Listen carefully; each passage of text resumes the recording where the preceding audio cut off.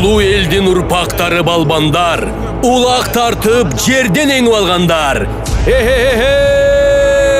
Кадырлуу көкбөрү көрмандары жана жоон билек балбандар, сиздерди 2025 жылдын 16 ноябрь күнү Аксы районунун Актөбө айылында Атаканов Майрамбек мырза, атасы Атаканов Макаммайга, апасы Тагаева Сажирага катмы Куран окутууга, 17 ноябрь үй тойго, уулдары Шерболотко, Умарга, Жуманурга элден акбат алуу максатында уул той берип, аламан улакка чакырат.